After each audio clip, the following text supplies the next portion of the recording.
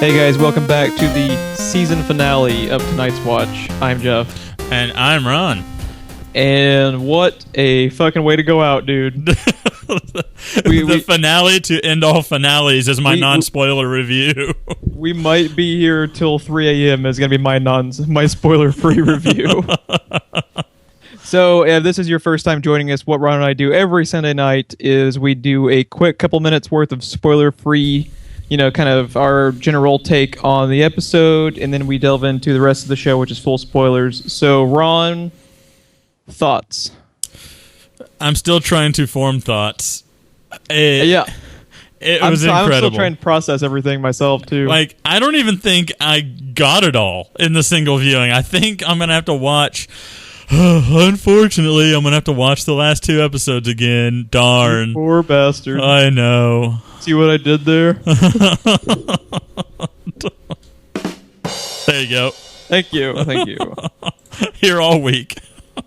So, spoiler-free, where does this rank amongst the season finales for you, just from... As far as your typical Game of Thrones season finale, this is probably top. I think it is too, because it felt like it easily could have been an episode 9. I don't know how much more I can say, but I just want to say that normally Game of Thrones has its own formula, and this time it was as crazy as any other TV show's season finale. Like, it felt like a season finale. I think they did a very, very good job starting the trend for this last season. Yes. Because with Hard Home, they had the shit go down. Episode 9, they had some more shit go down. And then by episode 10, we're all expecting the Fallout episode. And then last year's season finale actually had some, pretty heavy shit going on, too.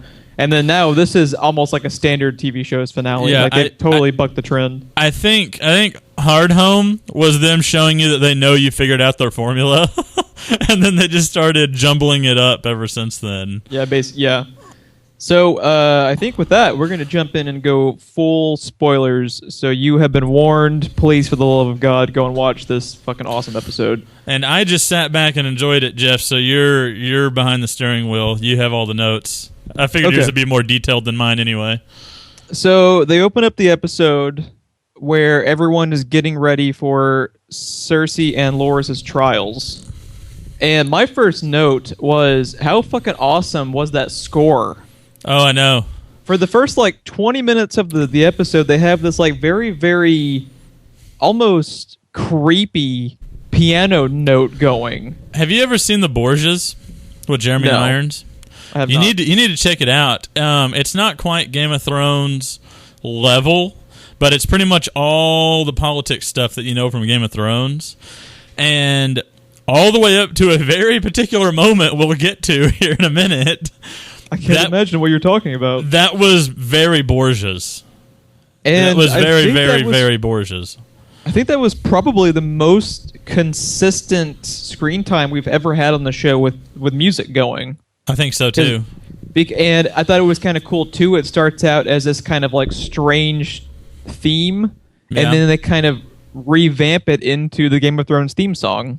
Yeah. And they did that in a different way with the theme song and the Battle of the Bastards, because when Jon was coming up while he was suffocating, they had the theme song kind of kick in too, just not in the piano version. But I really like how they've been able to revamp their theme song into different moments. I think it's actually been really, really cool. Yeah. And it kind of gave the whole trial just this fucking ominous feeling to it. Oh, dude, I know. You felt it in your gut.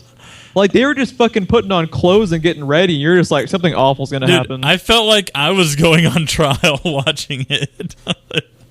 It was very, very effective. Yes. I really, really liked this was Miguel Sapochnik, the Hard Home director, who every fucking time, they have, 13 episodes left? Yes. They can all be directed by Miguel Sapochnik, in my opinion. And I will be perfectly okay with that.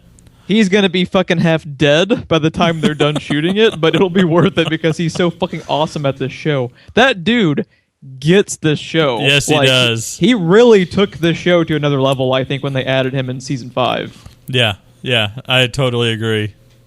So they actually show everyone getting ready for the trial, and then they transition to they start off with Loris's trial. And then one of my other notes was I actually thought Iron Fist was awesome in this episode. Yes, he was. Like he finally got kind of a moment to shine. Yes. It was short-lived, but he was actually very, very good, I thought. It was very, very heartbreaking to watch. And then gut-wrenching. He agrees with the High Septim that, he's basically going kind of the Cersei route, kind of repenting for her sins in front of everybody. Which, why wouldn't you? Yeah, it's just, the alternative. Yeah. Is fucking those cells. But, yeah, I thought he was fantastic. When they started doing that shit where they carved their forehead, that was fucked up. It was very, very fucked up. And you start to see kind of the writing on the wall because they gave I'm totally blanking out her name. What's the Marjorie? Yes. Marjorie is kind of like the avatar for the viewer in this scene. Pretty much. Because the High Sparrow, as many steps ahead of everyone he has been this entire last couple of seasons, it is Marjorie who's like, begging with him, something is wrong. Please let us go. Do you know what the irony in that scene is? I don't know if you picked up on this or not, but the reason the High Sparrow came to power to begin with was that Cersei underestimated him. And the reason his power ended was because he underestimated Cersei. Like, that is fucking beautiful writing, dude. It really is. It really is. So they're cutting back and forth because after they kind of wrap up Loris's trial with him fucking giving up his name and his right to bear children. And once again, this is back in a time when your name and your legacy is literally all you have, and it is the number one most important thing. Especially if you're in a house like that. And it's demonstrated beautifully by Marjorie and Loris's dad. Yes. When he renounces his claim, because he's like the last surviving guy. If he doesn't, he's the heir. He's the heir. If he doesn't bear an heir, their line ends. Yes. So he kind of reacts. He's almost attacks them up at the front of the trial. He has an outburst. Yeah. And they start cutting back and forth where you see they have this really, really cool scene with Tommen. They cut back to Tommen. He gets up to kind of go to the trial, and you see the fucking mountain. You're just like, oh shit. Yeah, that's when I was just like, yeah. It was like 20 minutes long, and I was on the edge of my seat the entire time throughout this. So Tommen gets up, and he's with the mountain. That's the last time you see him for a few minutes. They keep cutting back to Cersei, and Cersei is getting dressed, but clearly has no intention of actually going to this trial. Yes. High Sparrow notices this and starts sending out his Sparrow Bros. And then what plays out from here felt like a mafia movie to me. Pretty much. They start the editing like it's a mafia movie, like from the fucking Godfather. Like you start seeing split perspectives across the city, and you know what's going to happen, but you just don't know when. Yeah, it's one of those things where, like, the hits all have to happen simultaneously so word doesn't get out. So you just keep going all over the city. Yeah. It was so fucking cool that it's like the show has been around for now 60 episodes, and this was something they had never done before, and it was very, very well done.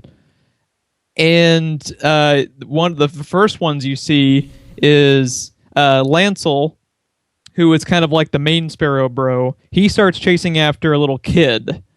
The little kid is clearly trying to drag him away from, actually going after Cersei. He clearly knows that this kid's up to something. Yeah. He just doesn't know what, so he chases after him. So he goes after the little kid, and then they show the Necromaster himself and Pycelle.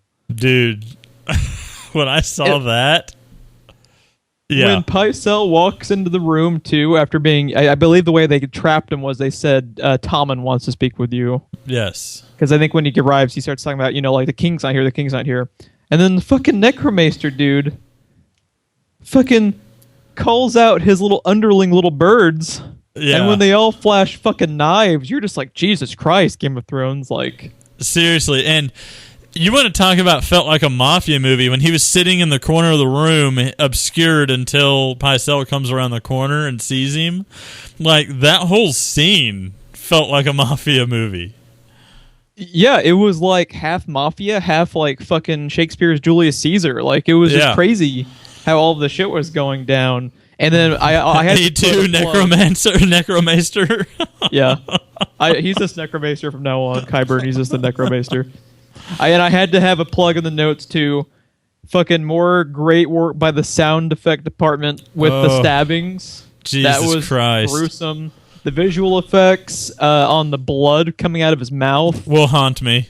Will haunt you to the end of your days. So the necromancer and his little birds have taken out Pycelle. They keep cutting back and forth from here. I see what you did there. Do what? I said I see what you did there.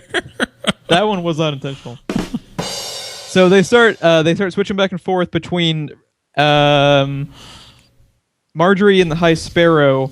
Marjorie is like pleading with the High Sparrow, something is wrong, we have to get out of here. And the way it's edited together, along with the score, the tension just keeps building. It was like Hans Zimmer level tension. Yeah, it was kind of like, it was like a peaceful kind of, in comparison, it wasn't, like those nails on a chalkboard sounds, like in The Dark Knight, but it did invoke just 20 minutes of straight tension, which is hard to pull off in any type of like, movie or TV show. But they transition to showing the High Sparrow trial, and Lancel he finally catches up with the kid. The kid fucking stabs him. Right in the spine. Doesn't kill him. And then what plays out is one of the most intense scenes I've ever done is Lancel goes point blank to the wildfire. Dude. And but when he first got stabbed, had you put together what that was and where he was standing? I should have, but I didn't. I didn't either. It wasn't until I saw the green glow coming out of the barrels that I put it together. This has been set up for a while, and it was so painfully obvious, and then it just went right over our fucking heads. And then heads. you just kind of slap your forehead when you see the green glow. Like, of course it's the wildfire. Why wouldn't it be? Because Game of Thrones. Because Game of Thrones. And then Lancel, the way that the trap was fucking set up, too, with the candle. Oh, I know. In the wildfire. Because that was one thing I was like, how do you do remote detonation in that era? A fucking candle. That is genius. So Lancel is crawling, trying to stop the wildfire explosion. And it was so goddamn intense with the score, because they start ratcheting up the music as he's getting closer and closer and closer. And then when you see it fucking eviscerate him, you're just like, shit, goddamn. Yeah. And then you see it eviscerate the High fucking Sparrow. Yes. And you're like, shit, goddamn. Oh my god, dude. They just vanished. And then they showed the outside shot of the fucking building just getting demolished from the inside out, and you're just like, God damn, Game of Thrones. Spectacular graphics on that. It was just amazing. The green fucking glow was just intense. Like, I didn't even know how to react to it. Like, I really, really wish this would have been one of those moments where I actually had myself on fucking camera. Like, yes. I really do. Yeah, it was just, I don't even know what to say, Yeah. Whenever it happened, I was just like, oh my god. Because this is not the type of destruction or anything that you usually see in Game of Thrones. Like, you see it, but never just blatantly out like that. It was like a fucking movie, the shit that went down. It was just it was intense and it was insane. So, just think for a second, what was the fucking death count because of that? I don't even know, because dude, that bell bouncing off of the buildings and then just creaming that guy. That would be me. That'd be how I'd go. I would escape the wildfire and be taken out by the bell. And I'd be one of the other two guys that was next to him, like, oh my god, they just killed Geoff. And then the other person would be like, you bastards. I see what you did there. Yes. So, fucking Lena Headey doesn't even say anything really for the first like 15 minutes of this episode. Oh, I know. It was like some of her finest acting because she is looking out a fucking window at probably nothing. Yeah, it's probably just green screen. Probably just green screen. And then this smug fucking look on her face as she has killed hundreds of people probably is just astounding. And we had been talking about a few episodes earlier, how we were really liking how they were kind of going about establishing Marjorie's character. I was not expecting her to go even a little bit. I was not either. I couldn't believe it when it happened. I could see Iron Fist going because he's going to be Iron Fist, He got shit to do. He's got shit to do. Lord Tyrell, kind of worthless. His own mother says that. And then Marjorie was like grandma's crown jewel for the family.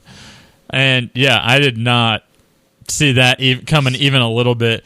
But dude, that wide angle shot of the cathedral collapsing in, and that immediately follows the very up close shot of the High Sparrow just getting obliterated.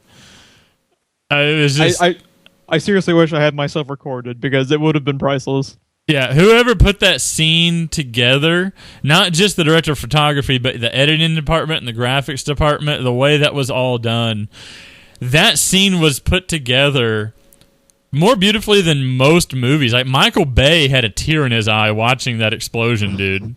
I'm telling you. That's going to be, I think, how the Red Wedding was iconic for the show. I think that moment is going to be iconic for the show now. Probably. What are they going to... The Green Trial? Is that like the name of it now? Yeah, I don't know. They have to have a color with everything. So they transition from there to the fucking shame bell lady, dude. Oh. Tied up in the fucking dungeons with fucking Lena Headey, dude, doing like one of the most fucking amazing performances I've ever seen. Confess.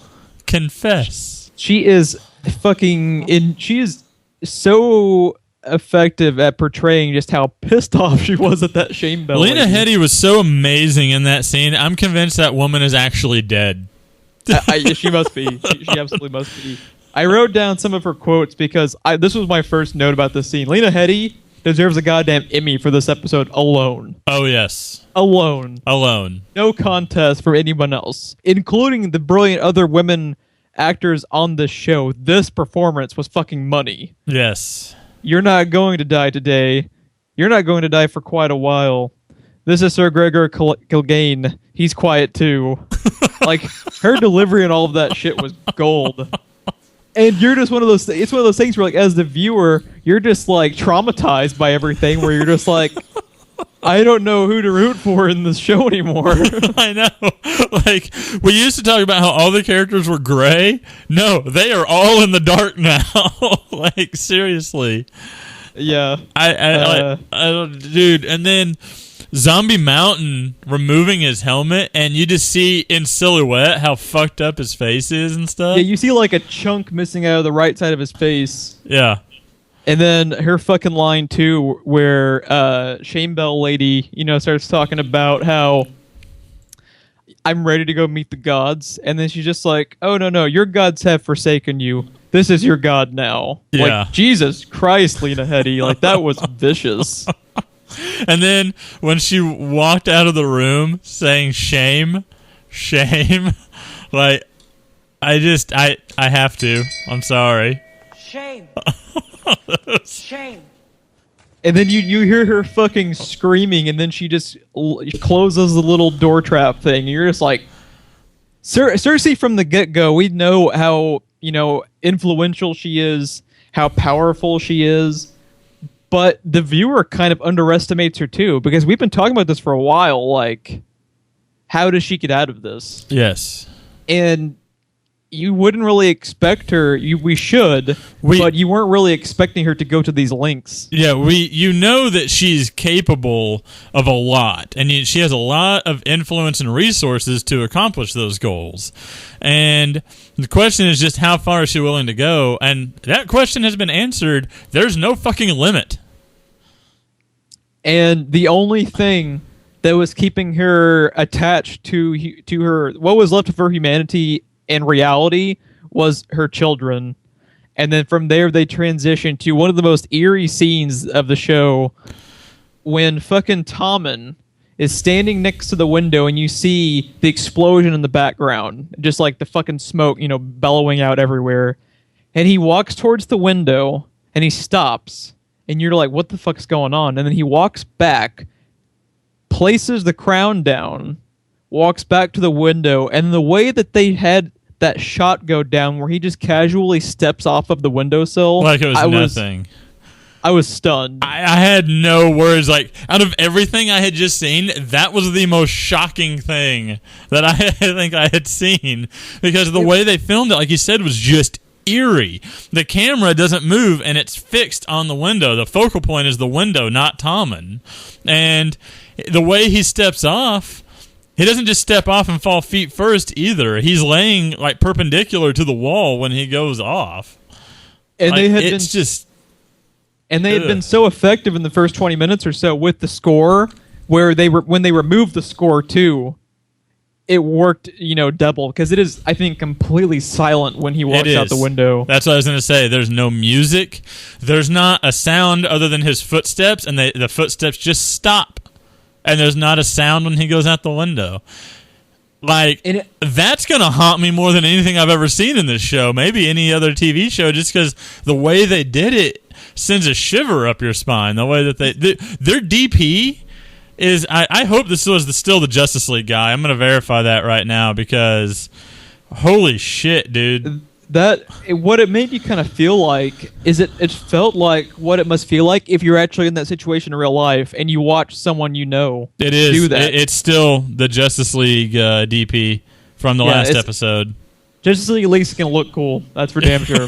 No kidding. So, it was almost like I was saying, like you were watching someone in real life do it, because it was so fucking quiet and it was over so quickly and so unexpectedly, where you're just stunned. You don't even know how to react to it. Yeah, I had no words. I just kind of sat here, and out of everything I just seen, that was when I text you "fuck" in all caps.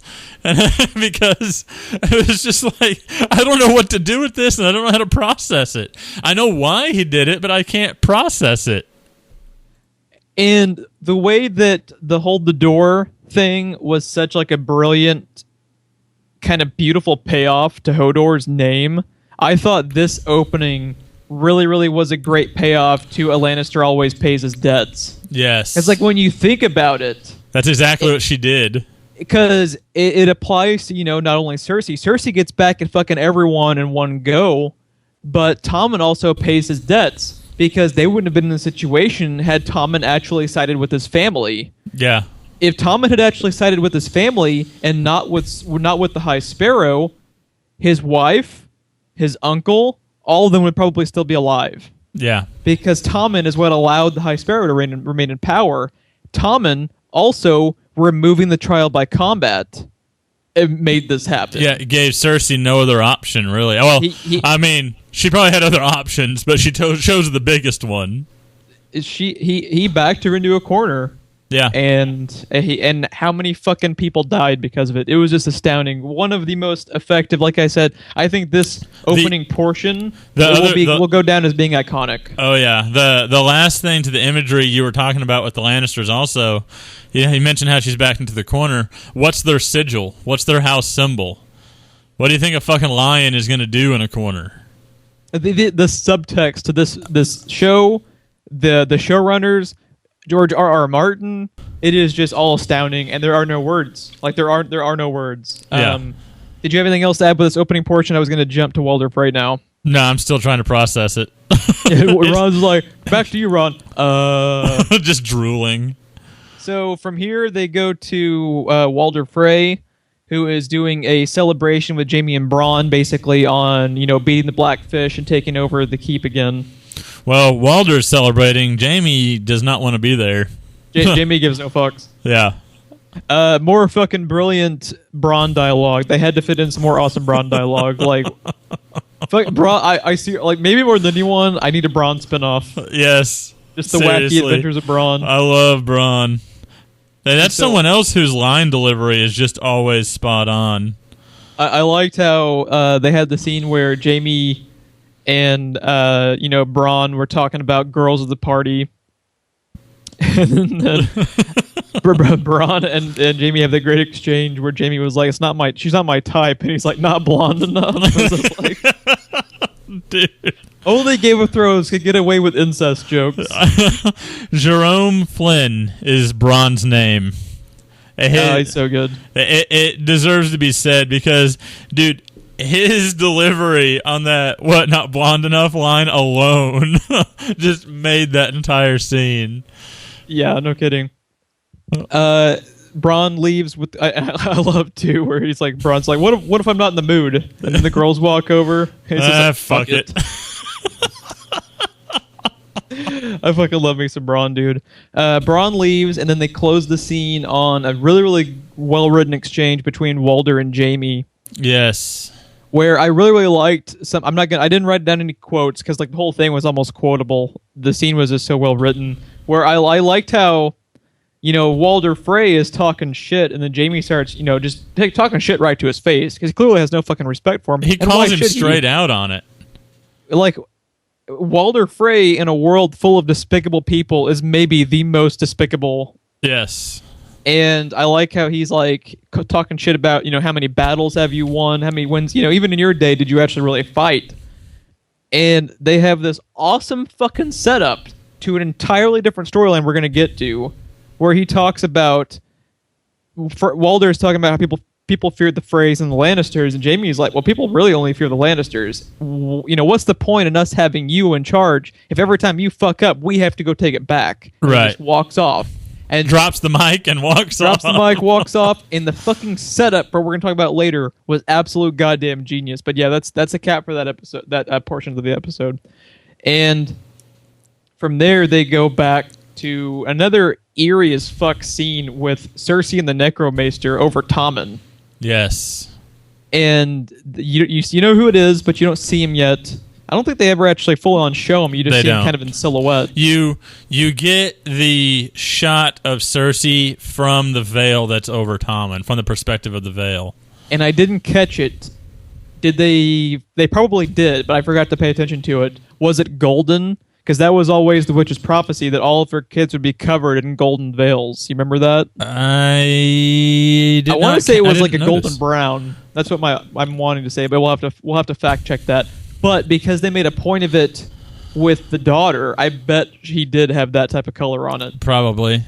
So the thing is, Cersei at that point is very, very, because she's almost used to it because of Joffrey and I'm blanking. Was it Marcella? Was that the daughter's name? Yes. She's almost. It's macabre to say, but she was almost used to it by this point. Like she really doesn't have an emotional reaction. Her expression was really that she was not surprised. Exactly. Yeah. Like her expression to me kind of portrayed Tommen was kind of dead to her for a while. Yeah. She still appears. God damn, dude, Lena Headey. Because she still appears so heartbroken, but at the same time, like you said, she's just kind of static. She's completely dead inside. I thought she played that brilliantly. Whatever was left of her inside died when Tommen went out the window, basically. Yeah, absolutely. And then I was thinking about it after the episode. Cersei and her actions, like we were talking about how a Lannister always pays his debts, in how it's kind of a double entendre too, how like you kind of get what's coming to you. How Tommen, basically enabled all of this to happen. When you really think about it, Cersei got 2 of her kids killed. Yep. Marcella dies because she turns on Tyrion without evidence and sets up that whole trial by combat, enabling Oberyn to be Tyrion's champion. That, in effect, sets up all of the tension between Dorne and them and gets Marcella killed. Yes. And then, just like with Tommen, all of her actions, this should be, because of what happens towards the end of the episode, this should be the happiest moment of her life because she gets to be in charge. There's no one else in her way. She has no more enemies left. She blew them all to Kingdom Come. And I liked how her expression did change when you contrast this scene to where she appears dead inside to her looking out the window when the explosion happens, because you can clearly tell when the explosion happens and when she's torturing Shame Bell Lady, she's enjoying it. She doesn't enjoy anything else the rest of this episode. And I thought Berlina Hetty there are no words for how good she was. Yeah, seriously. I'm beginning to think she's just Cersei in real life because she's too good at that role. Well, think about how fucking good was she in Dread too? Yeah, I know. These fucked up villains that she's so good at playing. Oh god, dude, I want to watch Dread now. Oh, it's so good, so good. Yeah, I just thought it was crazy how Cersei, how it was set up by Tommen, and then how yes, he killed himself, but Cersei kind of killed him too because he pushed her, but she kind of pushed him too. It's kind of fitting that everything happened because of indirect actions that she took, because that's the way she has always operated, kind of from the shadows and influencing other people to do other things, and that influence got them killed. Exactly. Yeah. Did you have anything else to add with that scene? Nope. Just more brilliant acting, even from Necromaster, because he was just like Qyburn. He was just like, my lady, there's no need for that. And then she's like, let me see him, Yeah. Yeah. Shout out to our listener, Shelby, because she is the only reason I'm able to remember Qyburn's name because I only referred to him as Necromaster. From there, we're going to probably skip over this one really quick. They cut to Sam and Gilly, and my only note was Sam arrives at Maester Hogwarts. Did you have anything else to add with that? I loved how awkward he was and how awkward that whole scene was, just because it was an awesome contrast to all the other shit that just went down. Yes. I also fucking love that actor who was playing the check-in guy. Like, that scene was where he holds out his hand waiting for the letter and won't move his hand. That guy was fucking awesome. He was in the show for like 30 seconds. He was fucking awesome. And then just Sam, like, well, life is irregular. The look on his face. Yeah, it was absolute gold. That library looked fucking cool. It looked like something out of goddamn Dark Souls, dude. I was gonna say the only thing that was going through my mind was the Duke's Archives. Yeah. Google Duke's Archives, or if you have not played Dark Souls, and you'll know what we're talking about. But yeah, there wasn't really much else to add with that one. Did you have anything else to add with the Sam part? No, that was all I had. I was just happy it was there to I think the only reason that scene existed was to be a contrast to everything that just happened. And they got to show Maester Hogwarts, man. Come on. She was cool. From there, they transitioned to Jon back at Winterfell, and one of the other best performances of the season, and this was Davos in this scene. Oh, because man. Jon is in the main hall of Winterfell where they do like the dining room stuff, talking to Melisandre, and then you see fucking Davos come in with Shireen's toy that that he had given back to her. Yeah, that he carved for her, actually. Yeah, that he carved for her, and he comes in and calls her out on it, and then she doesn't. I actually liked how Melisandre, after all of her manipulations, she copped to it outright. She didn't try to back her way out of it. She copped to it. I actually like that about the character. Yes, I did. I like that too, and her performance, that actress's performance, was pretty awesome in that scene. Her and Davos. And so was Davos. Her and Davos were fantastic. I wrote down one of his quotes, how many died because you were wrong. That was a really, really powerful line. Because, yeah, your thing helped Snow come back, but you were kind of dead fucking wrong about all of Stannis' shit, so it doesn't really matter at that point. I also really liked her delivery and her line when he said, "You lied," and she's like, "I never lied." Like, that was the one. I think that's when she said, "I never lied. I was wrong." Yeah, I think that was the one and only time she actually kind of defended herself, and the rest of the time she just kind of took it and fessed up to everything. Yep. But before that scene, was Sansa and Jon before that scene, or was that later? That was immediately after, because after Jon banishes, he's watching her right away. Yeah, because Davos wants her killed. Jon kind of takes the middle ground of, you're a murderer. If you ever come back, I will have you hanged, but you're banished. Get the fuck out of the north. And while she's leaving, Davos goes after her too. He says, right in her fucking face, like, if I ever see you again, I'll fucking kill you. And then, and more great acting from that actress. It was heartbreaking for her when John was saying that. When Davos said it, she's just kind of like, pfft, and walked off. Like, she didn't take him seriously, like, at all. No, yeah, like, I actually really liked, too, how she was copping to it, but, she was just kind of, the parents were in on it type of thing. Like, she just fucking says, like, her father was there and her mother was there. It wasn't just me. Yeah. Like, that's such a fucked up situation. But yeah, she rides off. John goes out and has a really, really, really great exchange with Sansa. And I love, this was one of my actual, it was like kind of, shit wasn't going down, but I thought they had some good character stuff here. I really like how they had the line where he says, "I'm not a Stark," and then she says, "You are to me." I thought that was like a really, really touching line. Yeah. Because like, we forget, like, Sansa was always an asshole to him. So for her to, say that, this shows just how much they've grown up. Yeah, pretty much. I actually had some issues with this scene. This is the only thing I really had issues with. And the issue that I took was I feel like they just kind of glossed over the fact that she got 2,000 people killed? She got like 2,000 people killed for not telling John outright that she had written to the Knights of the Vale and that they were probably on their way. Like, wait another day or two. Now, here is where I kind of just now thought of why Snow doesn't have a problem with it. Because when you think about it, let's think back to the battle. If Snow actually sticks to the battle plan, they might have had time to get the army there. Yes, he wouldn't have known about it, but a big reason 2,000 people got killed was because Snow couldn't control his temper after she warns him, and Snow charges. Right. So Snow also had a big hand to play in getting all those guys killed. And I completely agree with that. I just wish we had something more come from that. You know what I mean? I can see what you're saying. But the thing is, seems like there's kind of like at fault at that point. It seemed like they were just kind of like, oh yeah, and then this happened. Now let's move on. Like, they didn't really address it.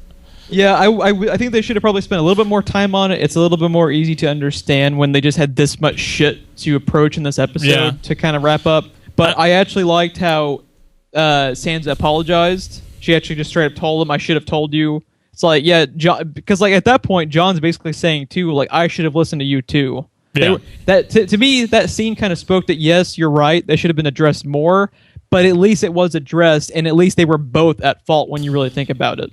Yeah, but I agree, but at the same time, the scene kind of left me with that's it. But well, I actually have a similar complaint about something later that we're gonna talk about, similar to you, but just for a different part of the show. Okay. I also really like the line where they say winter is here, and they both just kind of laugh. Yeah. I thought that was kind of and again, there was a touching moment, and I assumed fucking White Walkers would just come in masses and destroy everybody, and the show would just be done, because that's how the show works. Let's see, did you have anything else to add with that one? Nope, that was all I had for that scene. Good to go. All right, from there they go to a really, really badass scene with one of our personal favorites in Lady Elena. Oh. Dude, you want to talk about good fucking acting? You feel how she is feeling the losses of her family, because she is even more pissy than normal. I love where all of the Sand Viper girls are talking shit, and then she just shuts them all the fuck down. What was it she said to that first one? You look like an angry little boy or something like that? Shut the fuck up. Something like that, and then she turns to the last one. She's like, "Oh, are you going to add anything?" And then she starts to say something, and she's like, "Good, let the adults talk," or something like that. It's the fucking gold. She is one of my absolute favorite characters. I love her character. I love her to death. I wish she was my grandma. Yeah, no, she's the best grandma ever, dude. Grandma out for fucking vengeance. That is a spinoff. Murder Grandma. Call me Hollywood. We'll make it happen. It'll premiere the same weekend as Moose Jaws. Right. No, this is one of the things too where it should be so painfully fucking obvious, but yet when they start doing it, you're like, huh, I never really thought about that. Combining the forces of we talked about it earlier actually with how Oberyn's lover is, I forget if they're actually were ever married, but basically his wife is wanting vengeance on Oberyn, and for all of that shit going down, they want Lannister blood. Yes. And you're just like, this has all been laid out, but it was just crafted so smart, that you don't even really notice it. Yeah. So the people who want fucking Lannister blood are teaming up with Dorne and the Tyrells. I thought that was fucking genius. And then the fucking cherry on top. Here we go. Goddamn Varys walks out, fucking fire and blood. You're just like, oh shit, dude. Yeah. How the fuck are any of them gonna stand a goddamn chance against what's to come? And now his line about how if I don't return, it wasn't the right decision or whatever. Where the payoff is on that, because he wouldn't be leaving Dorne alive. And that was so well done too, because there's a difference in the show by what they let the viewer see and what everyone else knows about. Because from that point, when Varys leaves, all you're really exposed to is the Greyjoys. So you kind of can naturally assume, oh yeah, he's going after the Greyjoys, and the Greyjoys show up. You're like, done and done. He walks out here. He was obviously It also worked out in his favor, too. He got lucky. At that point, he's just going to recruit Dorne. He gets fucking Dorne and Westeros help at the same goddamn time. Yeah. Like, dude, Westeros, you're done. Just sit the fuck down. You are done. Just saying. A storm's a-coming, Westeros. Yeah, no kidding. Let's see. Next up, they go to Khaleesi breaking up with Dario Naharis. This was actually pretty strong scene. Like, with all the shit that goes down, you wouldn't think a breakup would be kind of engaging. Right. But it was actually really well acted, I thought. Yeah. I like the scene. Poor Dario. I liked his line too, where he's like, "Who's gonna come next after fucking Daenerys Stormborn?" Yeah. And then it's established that she broke up with him for good reasons. It makes logical sense for her to do that, but because of Tyrion's guidance, and it's a shitty situation, but he's right. Yeah, and I like that in the next scene. You can tell that he didn't like advising her to do that, because he's just kind of sitting there somber, drinking wine, and he's like drunk, like depressed about the decision. And it shows you just how human he is. In the first thing he asks isn't how you are doing. He asks, how did he take it? Yeah, that's the first thing he asks. He's completely aware of what this is doing to people, and he feels it. So, yeah, I love Tyrion. He's such one of the most brilliant fucking characters ever in anything. And actors. Yeah. And then one of the other really, really heartwarming moments basically they've ever done was actually her making him the hand of the queen. Yes. He's fucking brilliant acting. Dinklage just starting to tear up a little bit, and then like Geoff starting to tear up a little bit at home. It's just you just want to hug the little dude. Like everyone's crying. I thought it was really, really cool too. It was one of those things where it's like it's very rare that Game of Thrones makes you go like, "Aw." And then I believe in Harvey Dent dialogue. Yeah. Man, this fucking show. The last couple of seasons, just everything building. It's just fucking crazy. Do you think anything? Well, I guess not, since yeah. That was a stupid thought. I just realized what happens at the end, so no, it doesn't. Move on. Anything else to add with that scene? Nope. Moving on. I almost had something, then I realized it was stupid. From there, we go back to Walder Frey in one of the most fucking metal scenes I've ever seen in fiction. Did you pick up on this at all? Not at all, because this is what I'm going to go back to when I was talking about we're going to talk about later. This was set up, but not in the way you think it is. Right. They set you up with a fucking fake out. At the party, Bronn and Jaime are talking about how there's this girl who is giving googly eyes to freaking Jaime Lannister, and then they have that exact exchange where Jaime starts talking to Walder Frey about, what do we really fucking need you for? So you know something bad is going to happen to Walder Frey, but you don't know what's going to happen to Walder Frey. Yeah. So he's alone in his the dining room type of thing. And the same girl who was giving eyes to Jamie at the party goes to deliver his food. So you're like, oh shit, the Lannisters just killed another fucking person to add to the thousands of already, victims in the episode. Fucking clean Lannister house sweep, like. And then what became next? I don't even know if I could even talk about it because I'm still processing how fucking awesome and disturbing, and I think I need an adult. And I don't even know what to say. You said macabre earlier? No. That describes this scene. So the girl delivers food to Walder. Walder starts eating it. Walder starts bitching. That actor, too, is fucking awesome. Yes, he is. Like, you just want to fucking murder him yourself. He is so despicable in this show. Brilliant performance. You should also watch The Strain, too, because he plays a badass old vampire hunter. Uh-huh. And he's awesome in that, too. He's just a brilliant guy. I saw a trailer for that, actually, that I was going to text you about and forgot about it, because I was just like, the fuck did I just see in this commercial? Yeah, it's Del Toro running a fucking Walder Frey vampire hunter show. So it's like, I can get behind that. I'm all over that. Yeah, no, it was I still need to go back to it for season 2. But he starts bitching about, like, where are my sons, where are all these people? And then the girl just calmly starts saying, oh, they're here, sir, they're here.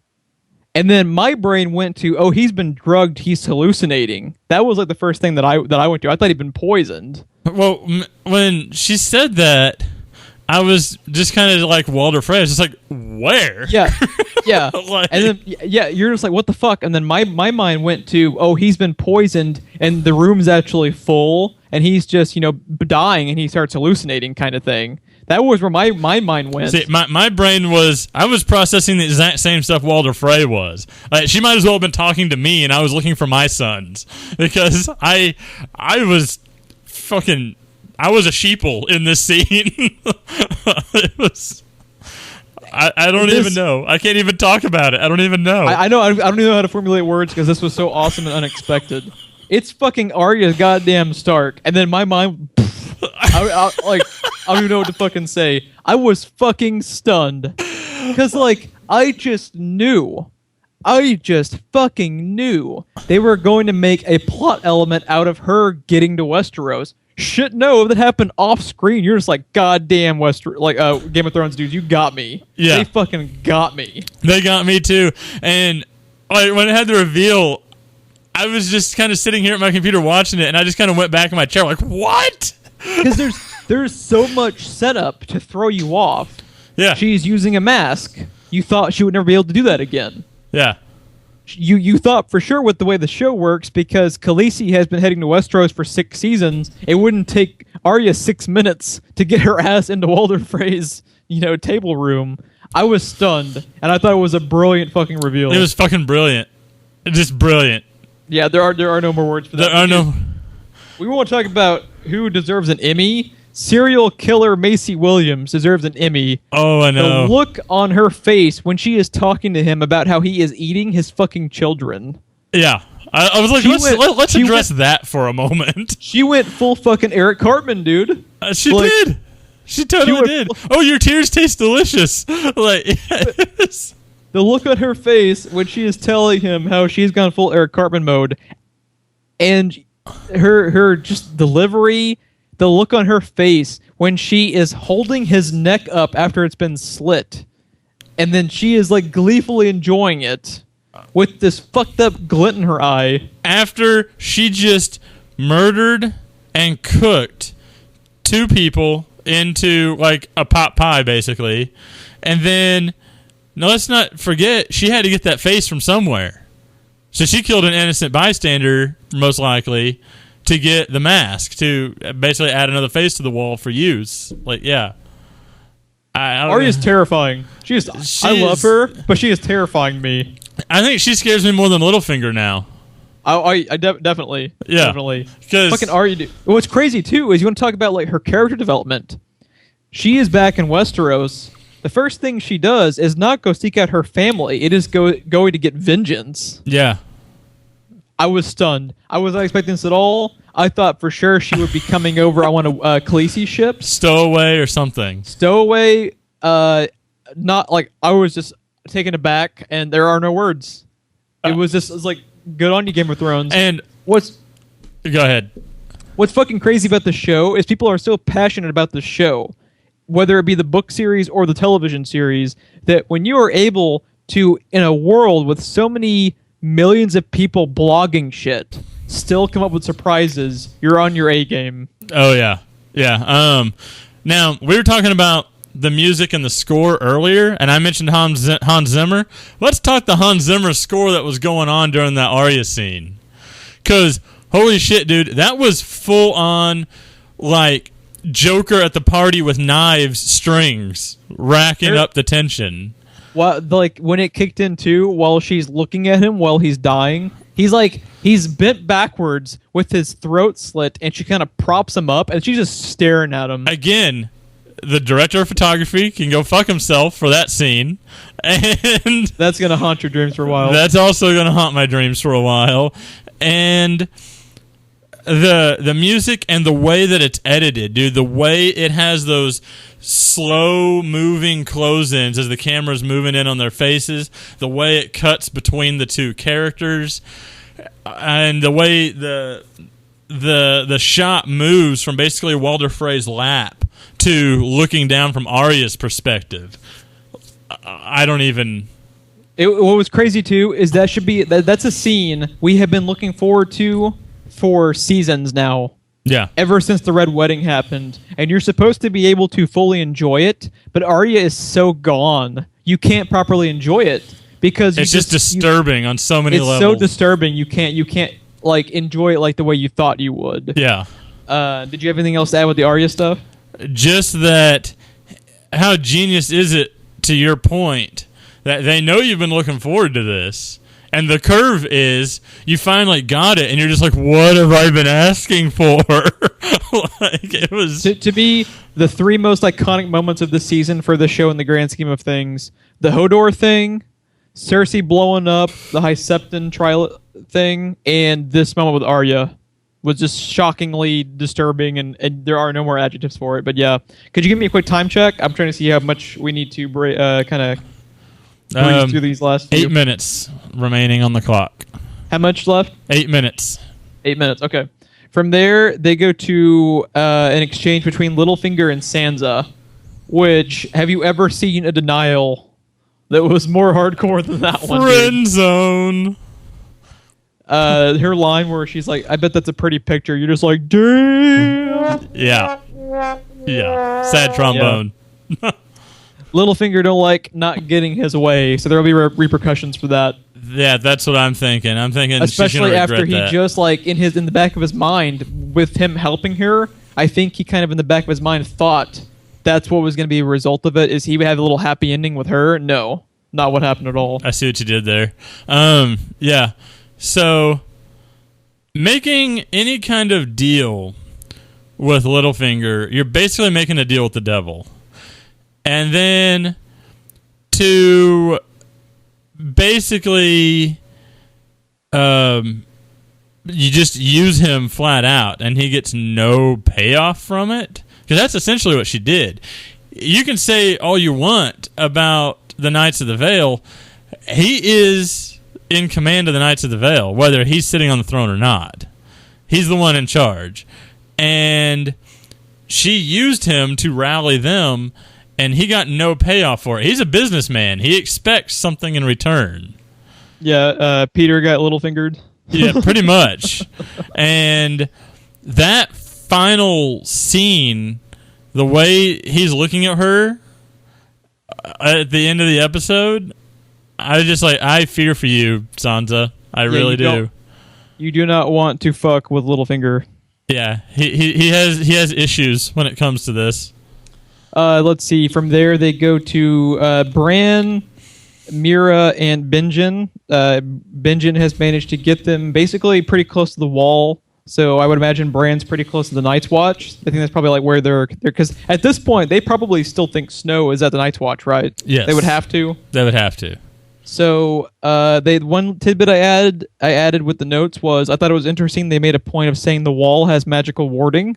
I thought that was pretty cool. Yeah, I don't think that had ever been addressed before, at least not in that regard. It may have been a long time because it felt very familiar once they said it. I forgot all about it. Once they said it, it seems like I remembered it being mentioned. Probably season 1. And even if they had mentioned it, this is confirmation that he can't that there is magical warding that works because he has magic from the children. He literally can't cross the wall. Yeah, he has to stop. So this was actual confirmation that there is stuff that actually works. Where how that's going to deal with the White Walkers, we'll have to wait and see. The terrifying thing, he said, as long as it's standing, he cannot cross. So if the White Walkers are planning to come through, then they must have a way of tearing down the wall. That's going to be terrifying. I'm just going to say that right now. Can you imagine that visual? We might have just gotten a taste with the visual of the cathedral blowing up at the beginning of the episode. Did you imagine the visual of that big-ass wall, one way or another, coming down? It's going to be fucking intense. The continuation of the Bran scene is he goes back into the flashback where you saw Ned and Lyanna. And then this scene floored me too, just because they went out and confirmed this fan theory that's been going around for about 20 years. This fan theory of what if Jon is a Targaryen has actually been a fan theory for going on a couple of decades now, like ever since the very beginning. And for them to actually confirm it in the way they did, book readers, that's what happened. Like they would be like, as ecstatic as you and I are watching this show, I think that confirmation was probably the best it has ever gotten for the book readers. He's not just a Targaryen either. He's Targaryen and Stark. So had you been able to go into it without ever hearing about that fan theory? Was that just complete news to you? I think you mentioned it once before. So thanks for that. But for some reason I should have seen this coming with where that scene was going the first time we saw the flashback and where Ned was and everything. I didn't see it coming from that reveal either. I didn't see it coming at all. I was just absolutely stunned. I also thought they might intentionally change it just because that's been a fan theory for so long. They've had plenty of time to change it. Yeah, so I thought they might change it, but I thought it was actually kind of cool too how they just straight up confirmed it. Yeah. That must have been such a big sticking point with Martin they couldn't change it, or I think that probably would have been something they wanted to change just to make the show different from the books. Right. But yeah, I thought it was really, really well done. All of that time, all of that shit Ned took, never even told his wife because Catelyn, always hated Snow. Yeah. Ned never told her. Yeah. It's so heartbreaking. It really is when you think about the impact that has. Because that impacted him several ways. And it gives you confirmation that is probably why Snow was able to come back. Why he was able to be resurrected. He has Targaryen blood. Yes. It's just fucking mind-blowing shit that I can't wait to see where they touch on next season. And that was actually my complaint. This entire season, that's the end of Bran's storyline for the season. We never had any fucking scene where Bran actually had a moment where he actually appeared to give a shit about any of the people that died, literally carrying him to his destination. Yeah, I actually put notes on it. Fucking Jojen, his warg bro, taught him all about his powers. He got fucking killed. Sorry, Jojen, that sucks. Sorry you got stabbed by skeletons. I'm gonna go in here now. We got no response to that. Fucking his boy Hodor dies partially because of his own direct interaction with him. He is present when Hodor dies, both in the present and in the past. He has no emotional reaction to that. He gets the three-eyed raven killed and all of the children. Yeah. Bran is the most terrible chosen one of all time. And that is my only complaint about the entire season. Bran is a shithead, and that's basically my synopsis of Bran. And, I mean, some of that is probably actor. That's probably mostly writer, I would think. There has to be a scene written where he has a moment. Well, he just where has a he mental talks about breakdown how, or something. I don't even deserve this because I'm such a shithead. Nope. We got a scene with Sansa. Sansa owned up and said, I should have told you. We never got jack shit with Bran. So that was what I was kind of irritated by. You would think if nothing else, Hodor. But exactly. That would be like if fucking Kevin Smith saw Jay Muse get killed. Yeah. And he has no fucking response to it. Dude literally fucking carried him through the wildling areas. For seasons. I don't even know what to say. How is there not one scene dedicated to Hodor? Yeah, I don't know. I don't know. I thought that was a giant misstep. Literally, my only complaint with the entire season was the Bran stuff. Yeah. I thought everything else was pretty much... I mean, other than like minor nitpicks, that was the only major flaw I saw. But I just want to get that off my chest, because that kind of pissed me off, to be honest. Yeah, no, I completely agree with you. He's such an important figurehead in the show now with his powers. For him to be a shithead and almost be unlikable, I think is a problem with the character. Yeah. I said I don't know. I've kind of gone back and forth with the actor too. I mean, I like him in the role, but he seems very kind of one note. But he is not bad, but he is not up to par with the rest of the show. Right. So yeah, some of it, he could at least carry some of it into his acting, because Bran's got to be feeling something. The character. He acts like, I think a decent chunk of it is acting, because he always acts like he doesn't give a shit about what's going on around him. Basically, but for him to not even have a line dedicated, that's why I blame the writers more than anything. Yeah, I'm gonna go 75% writers, 25% the actor, probably on the blame. Yeah, I'm probably somewhere in there with you. But yeah, before I mean, I have such a passionate complaint with that because of how much I love the show and how good everything else is. Yeah, everything the writing and everything else is really solid, and then Bran is just kind of there. Like, they finally did something cool with his powers, and yet they continue to make him an asshole. So it's like, why should I like him? He's Anakin Skywalker of Game of Thrones. Yeah, pretty much.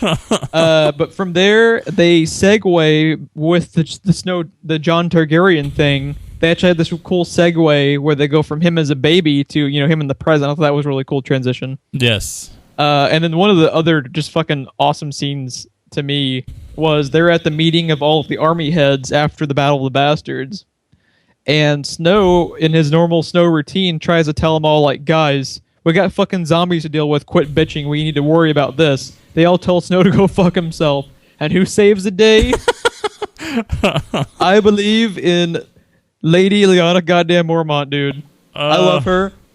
She is so awesome, If I had dude. a banner, I'd be pledging it to her. I swear to God. The way that she stands up in that room of fucking house leaders and then just tells them all, "You guys are a bunch of dicks," and let's not pussied out. Let's not forget, not only is she a child, she's a woman, and I'm not going to say girl, I'm going to say woman, and in an era when that means literally nothing, all these male house leaders, and just tells them to all go fuck themselves. And she believes in Jon Snow. Pussies too. Yeah. Like you were pledged to this house for 1,000 years. When they needed you most, you didn't answer the call. I had 6 warriors, and I answered the call. Go fuck yourselves. All 62 of my Mormont badasses. We answered the call, damn it. Yeah. I fucking love that scene. She gets them all to rally behind. In another beautiful scene, them calling Snow, bastard or not, the King of the North. I love that freaking scene. But what's so interesting about it was how it's all based around him having Ned's blood in him, and he doesn't. Right. So he actually has like a false claim, but he did so much good and made it all happen, so who gives a shit? It's one of those things where it's like blood only gets you so far. That's another reason why I'm curious how that's going to play out. Because sooner or later, someone's got to tell him his origins. Most likely Bran. All I'm saying is I'm hoping Bran is not the leader of the North, because Bran can kind of go fuck himself as far as I'm concerned. Let's see. Did you have anything else to add with the King of the North stuff? No, not really. Okay, from there they go back to Jaime and Bronn as they are entering King's Landing. They have this eerie fucking shot too of Jaime seeing the aftermath of the explosion, and Jaime's like, "What the fuck? I go away for 5 minutes and the fucking city blows up," type of expression. Right. And he goes back in with having no idea what has happened or what is going on to Cersei being anointed as the queen. And this was one of those things too.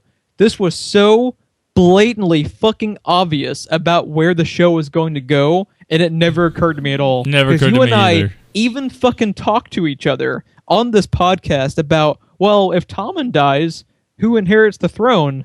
Well, when Cersei takes out half the city, it makes it pretty fucking clear who was inheriting the throne. I mean, she was still Queen Regent, you know? So it makes total sense. Yeah, and she took out, by taking out Marjorie too, it went directly back to her. And it was even set up within the episode, and it still went over my head. Yeah. I don't even know, I was like, I felt so dumb, because it was so obvious. But yeah, this was actually my next note. I actually wanted to hear what you thought about this. So from now on out, from here on out, I mean, the rest of the show is Queen versus Queen. It's Cersei versus Khaleesi. And in a way, when you think about it, it's kind of like a really twisted Disney film. Pretty much. You have the really evil, dead inside queen with the up-and-comer, from, kind of like a broken household, with a parent that died. It's Cinderella versus Maleficent. Yeah. When it kind of clicked in my brain, I was like, so that's what George R.R. Martin was going for. He was trying to emulate Disney in a way. Yeah. It was just... It's interesting. I don't even know how to begin comprehending that. That's one of the things that I had that I'm trying to process is everything, because we even have pretty soon, most likely, the Iron Islands will be ruled by a queen too. So, yeah. Hey, if I had my vote, Lady Mormont, Iron Throne. I'm fine with this. No one would fucking fuck with anybody if Lady Mormont was on the Iron Throne. I'm just saying. Do you know what they did? We should go to war. No, man. Do you know what Lady Mormont would do to us? Yeah. Yeah. Oh, she's so awesome, though. Yeah. And then more brilliant acting by Lena Headey. She should be enjoying this moment as her literally crowning achievement. Like her most important moment of her life. But because of her children dying, she couldn't care less. She has this look on her face where she is so dead inside she can't even enjoy being crowned. And the look on Jaime's face. Let's talk about that for a second. Because, like you said, he came into the situation not knowing what was happening, how it happened, who was responsible for what's going on.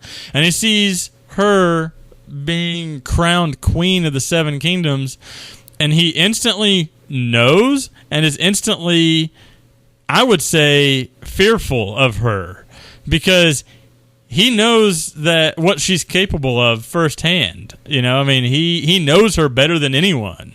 And he knows better than anyone else, too, that the loss of her children, how devastating it is to her specifically. Yes.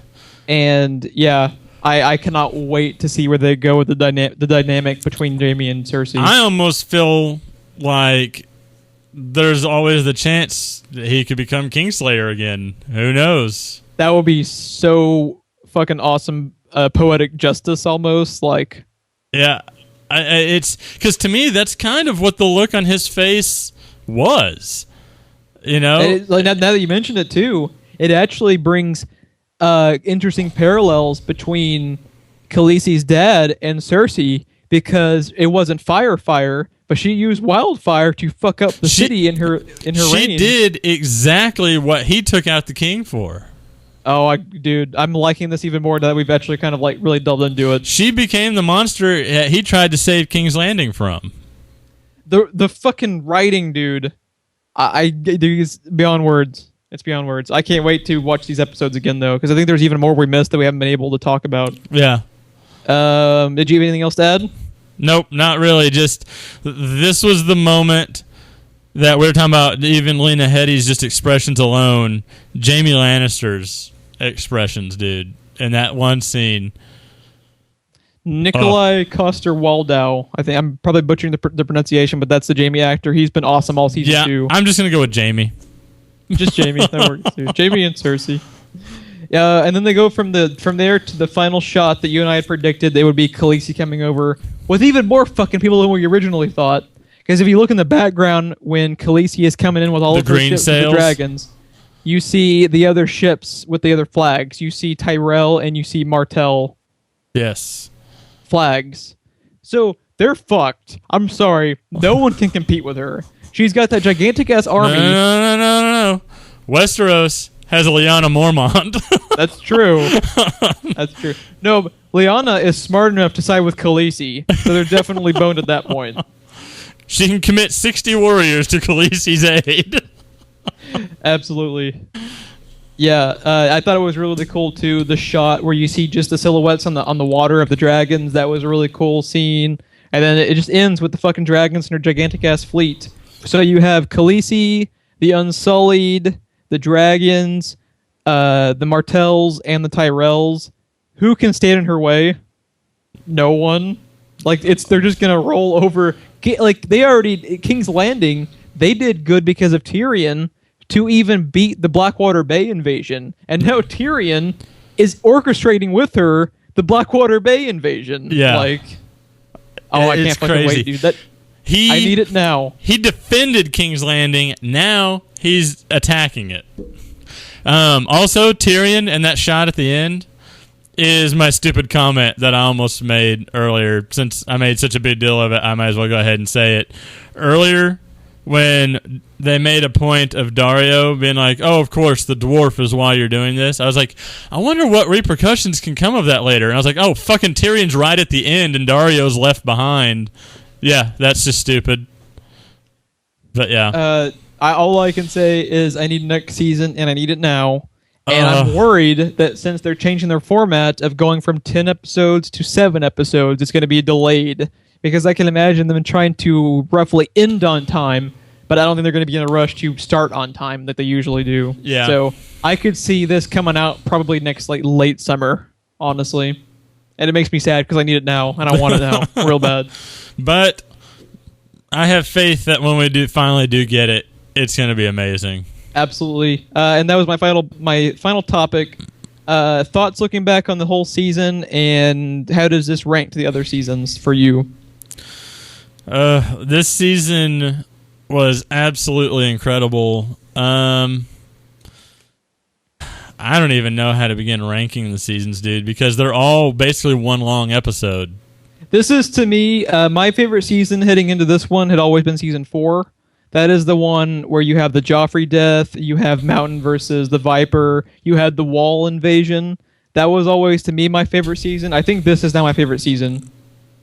Yeah, this is probably my favorite season if I had to rank them, but just because of the show's format and the way all the storylines are all edited together, it's all basically one long episode, and it makes it really hard to pick a season, you know? Yeah, I would probably say this one's probably my new favorite, and my second favorite is season 4, because I always really, really liked that season 4.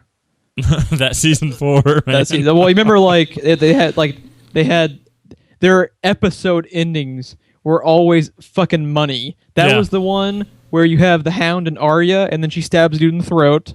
Oh. And then you had Joffrey dying. That was the one where they had Littlefinger kick the mom outside of the moon door. It made her fly. Mountain and the Viper, and then the fucking Wall invasion. Like, they were crushing it that season. Dude, that Wall invasion, I'm still processing that. 3 years later. Jeff, giant scythes mounted to a wall with of trebuchets, Jeff. But yeah, was there anything else you wanted to touch on regarding anything you think we might have missed for this season or this episode, Ron? To know that, I would have to review the episode again. Because so much shit happened. I'm sure we've missed all kinds of stuff. Oh, yeah. I would like to take this moment, too, to say if you have enjoyed checking out our episodes of Tonight's Watch, actually, next week, we are going to be starting at West Perspective. We are going to be going back to the very beginning and one episode probably per week. We're going to go back to the very beginning and kind of look back at the old seasons to what we know now and kind of compare. And basically, it just gives us a good excuse to go back and fucking watch Game of Thrones from the beginning again. As if we needed one. Right. And now we'll get to geek out and record us talking about it. So yeah, check us us out. Next week, we will be back for some Tonight's Watch, Westrospective. Dun, dun, dun, dun. Sunday. Yeah, if you would like to check us out more, please like and subscribe. That gets you all of our reaction shows, commentaries, podcasts, Let's Plays. We do a little bit of everything. We have Facebook and Twitter links in the description below if you would like to check those out.